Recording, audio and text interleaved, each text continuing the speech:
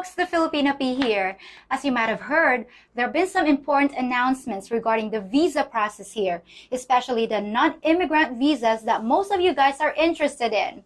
For the past week, I've been getting bombarded with emails and questions about what the new proposed legislation actually means.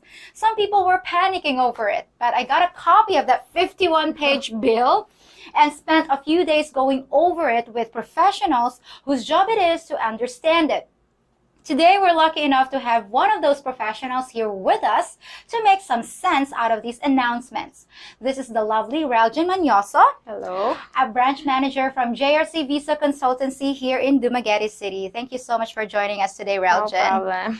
So, in a nutshell, what's the big news? Well, before we start talking about the new visa legislation that just passed the House, there is a bit of good news for some of your viewers. Okay, I love good news. Okay, As of August 1st, if you're the spouse, the child, or parent of a Filipino citizen, you no longer have to have an EED.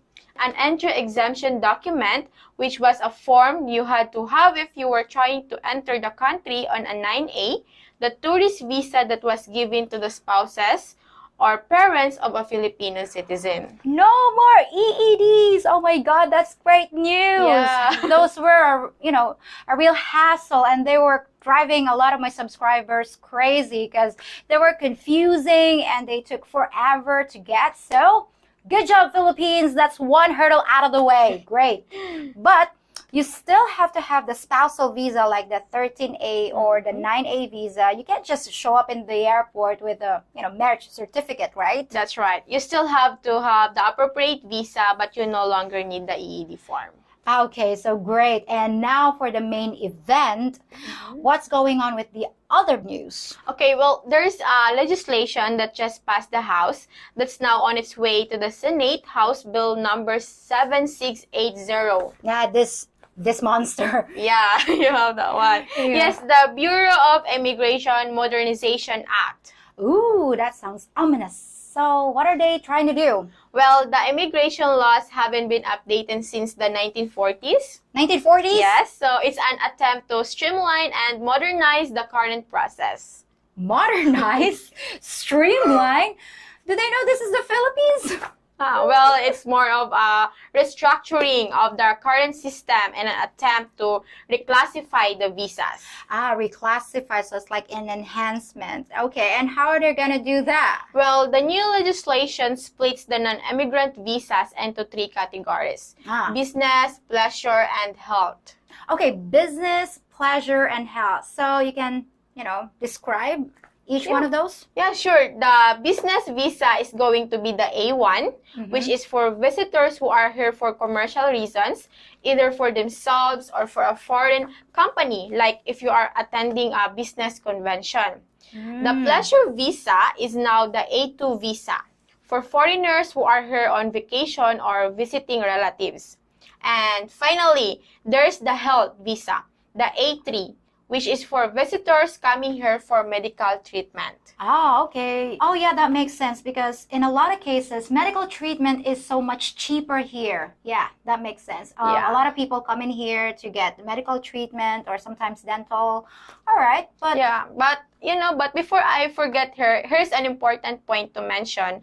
According to Section 48, these non-immigrant visas come with three stipulations that might affect some of your viewers. Oh, okay, so go. Yeah, so first, you're prohibited from taking any employment, whether paid or unpaid. Oh. Yeah. Second, you shall not establish or join any business. And third, you can't enroll as a student in any college or universities here in the Philippines. Wow, so you can't, paid or unpaid. So you can't even volunteer to work for free? Apparently not. I think they probably made that law to protect Filipinos from having just jobs taken away by foreigners. Okay, even though for free. Okay, well, that makes sense.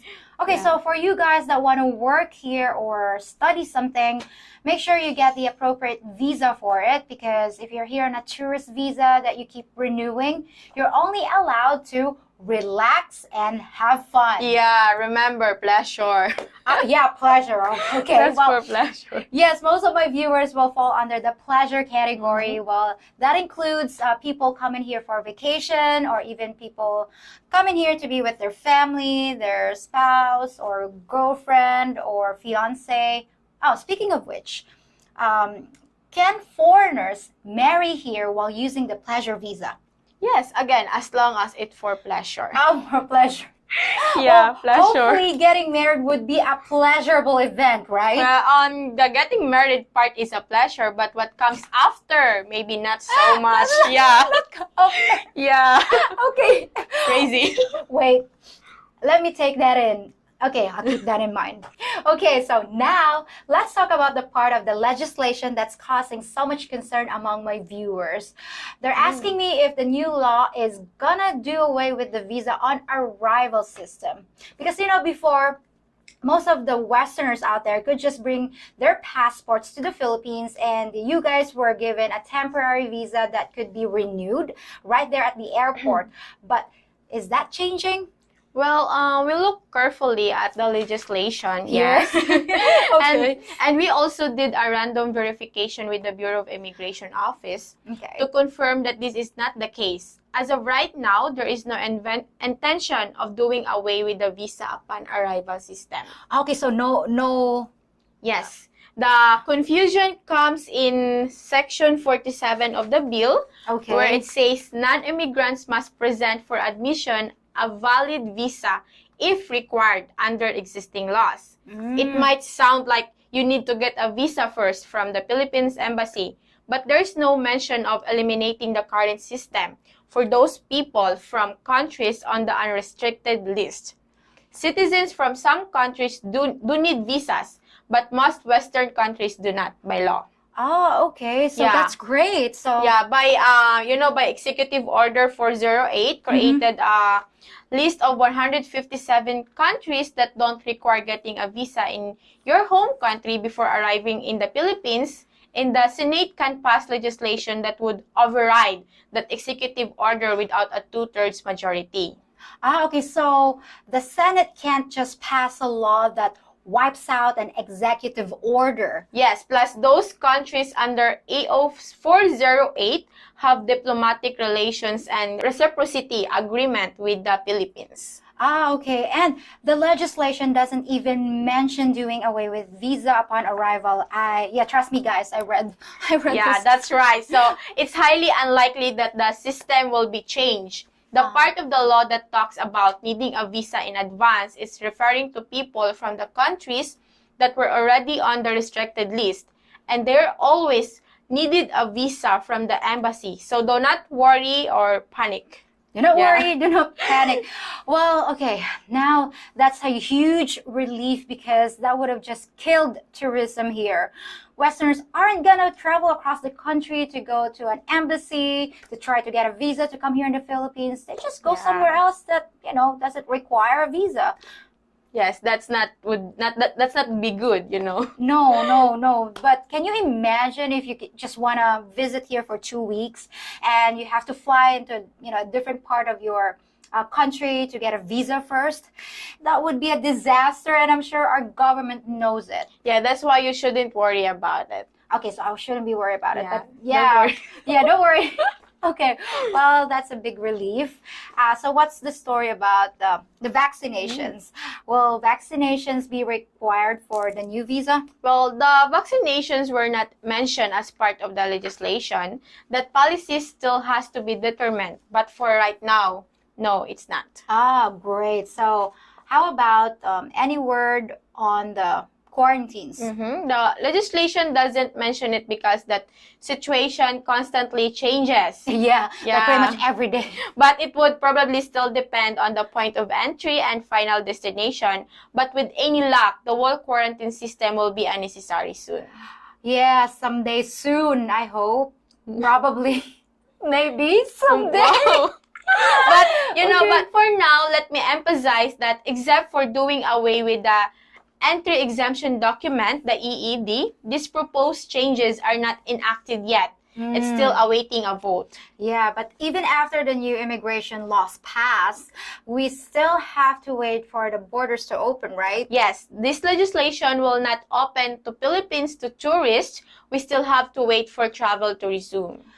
Wow. So for those of you who are bound to ask, the Philippines is not yet open for tourism. I'm so sorry, guys. We still have to wait, and we have to wait and wait. I'm getting sick of waiting. I don't want to be the bearer of bad news, guys, but we're just telling you the current situation. Right.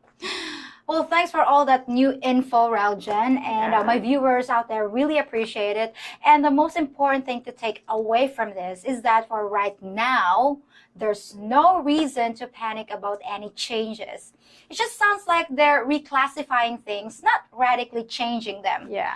But if you have any questions regarding your specific situation, I'll leave Raljen's contact info in the description box of this video. If you want, feel free to call her for any clarifications, violent reactions. Just kidding. Well, about about this new legislation, you can call Raljen. And I've also included the link to this actual legislation. If you want to read it for your, there, you can read it yourselves.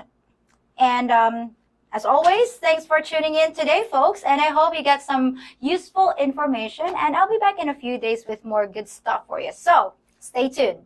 Bye. If you think about it, I'm kind of like your stewardess, making sure you stay in an upright position during the video and guiding you to the exits. The exits of all your worries about life in the Philippines. The captain has asked that you please give a thumbs up on this video and subscribe to this channel. And for your entertainment, we have a selection of other in-flight movies for you to enjoy. In the case of an emergency landing, place your head between your knees and kiss your ass goodbye. Have a nice flight!